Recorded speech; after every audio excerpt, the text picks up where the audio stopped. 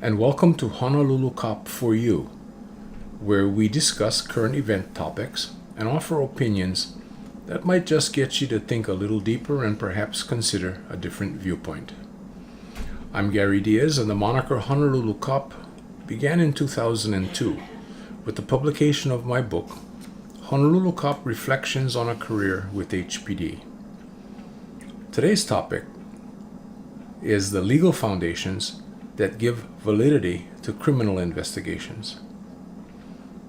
Let's take a look at what's been in the news lately. First and foremost, almost daily, we're reading something about the investigation into the Louis and Catherine Kealoha alleged federal corruption.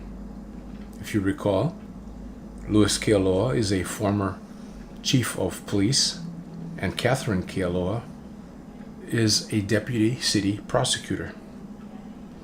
Also in the news was a recent FBI search of the city's prosecutor's office.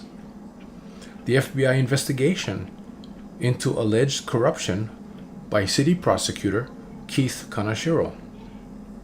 The recent conviction of a Hawaii businessman for bribing city officials in order to obtain millions of dollars worth of contracts.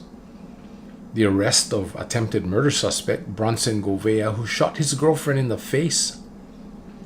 And the investigation into the alleged negligent homicide of 3 pedestrians by a man named Alins Sumang, who police suspect was speeding and driving under the influence of an intoxicant. The list can go on and on. Let's face it, Hawaii for many years now has lost the reputation of being a laid-back, tranquil paradise. Our city is all grown up, and we rival many places on the U.S. mainland regarding the rates of violent crime and the rates of property crime. And where there is crime, the police will investigate. In minor cases, investigations can be very simple. In major cases, such as robbery, rape, and homicide, investigations tend to be complex. A major underlying principle in any investigation is that you don't want police errors or poor judgment or poor techniques to be responsible for a guilty person being acquitted.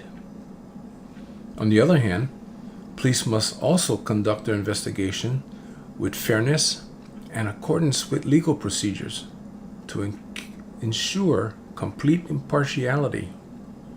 This follows the judicial principle that a person is innocent until proven guilty.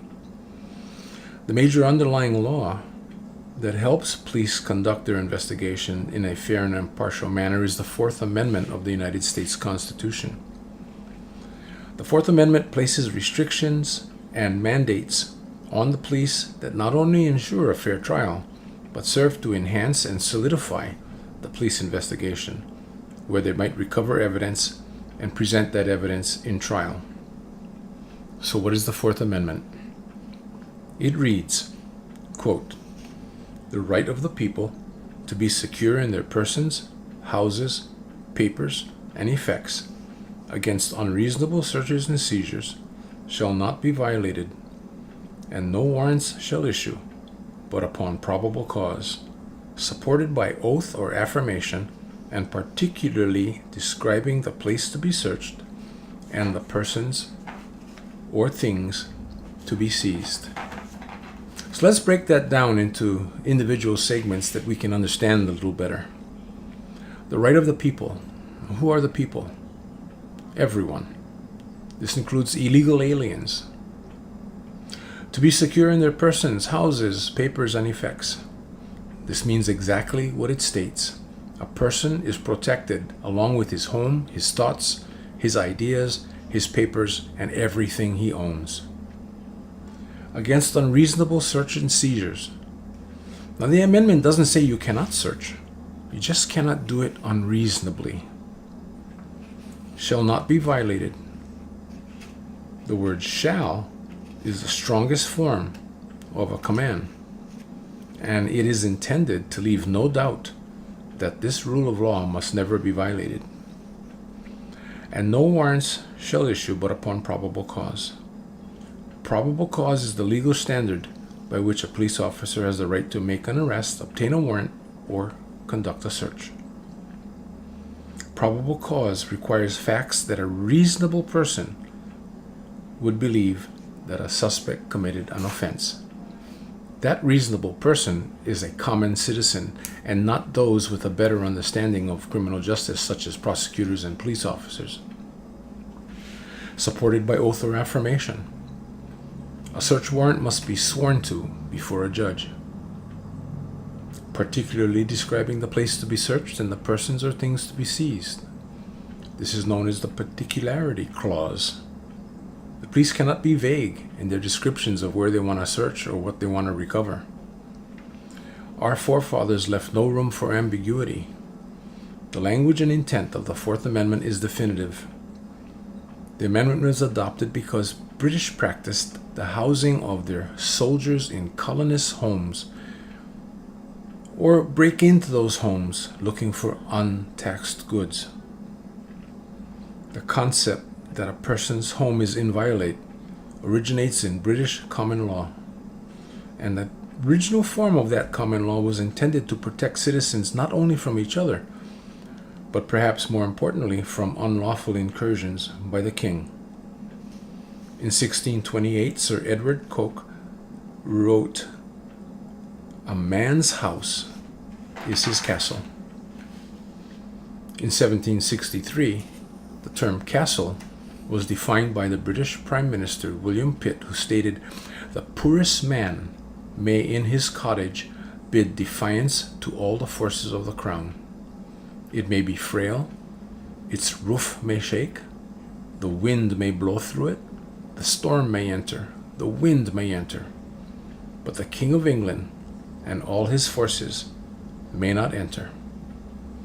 Today, the Fourth Amendment is considered one of the major foundations in criminal investigations. The Supreme Court has overturned many criminal cases because police investigations conducted unreasonable searches. The Supreme Court actually created a rule that is imposed when police conduct unreasonable searches. It's called the exclusionary rule.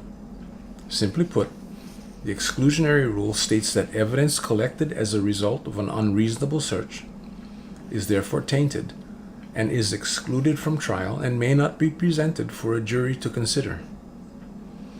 But the jury didn't stop there. Or I correct myself, the Supreme Court didn't stop there.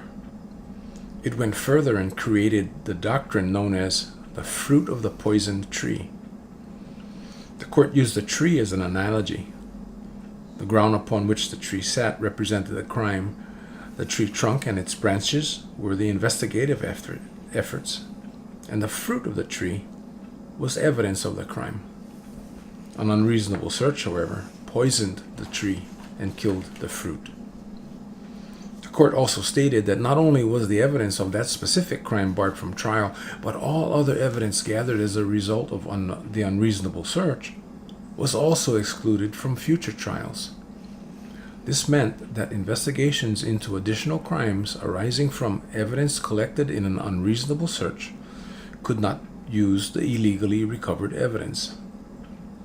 This concept showed in the investigation of the murder of Honolulu Police Department officer David Ronk on June 15, 1987.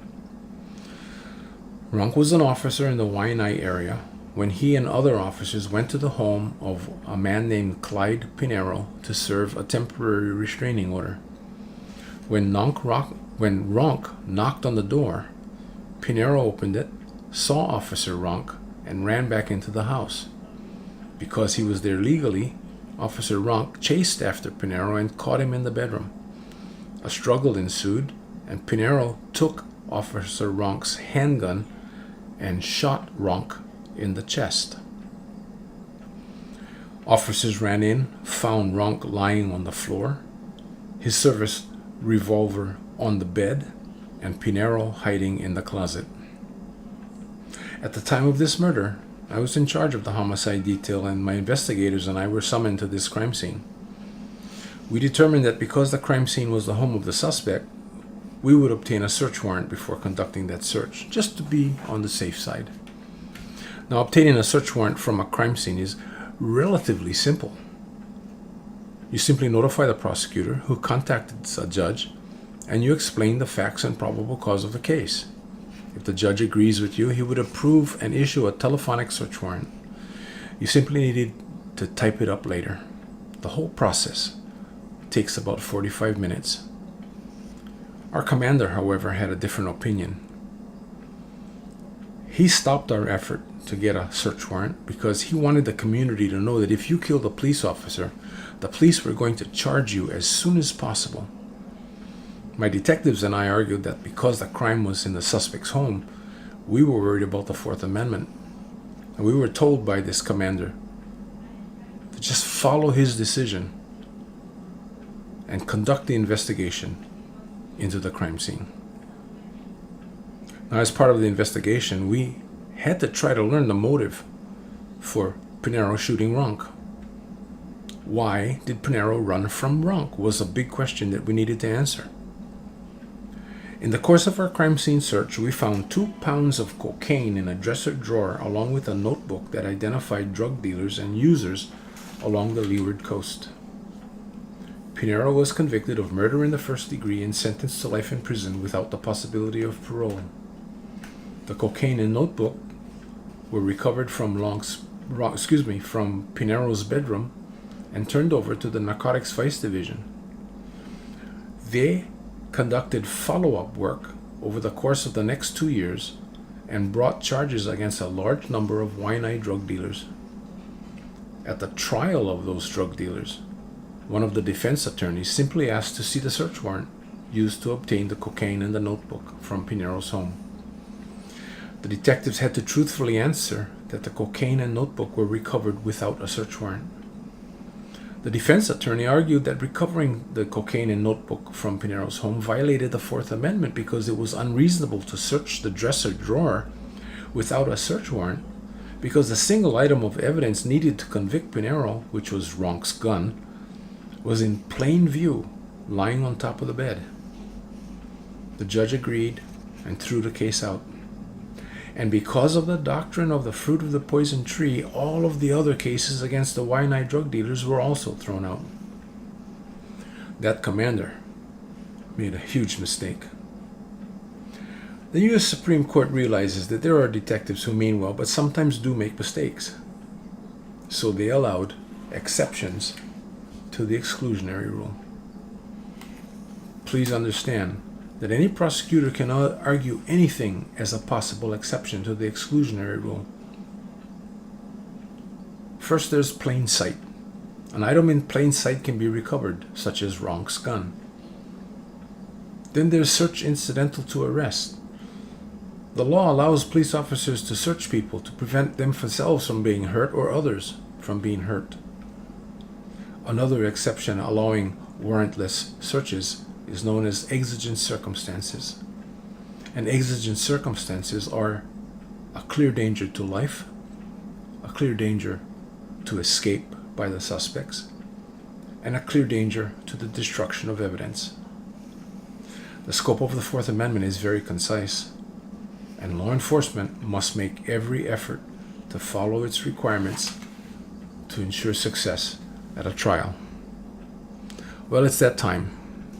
Time for the quotes of the day. The first quote: "The cautious seldom err." Confucius. "It is not enough to do your best. You must know what to do and then do your best." W. Edwards Deming. Well, that's it for today. It was good to have you. Check back again for future episodes. And if you enjoyed this discussion, please subscribe to this site. It's free. Aloha.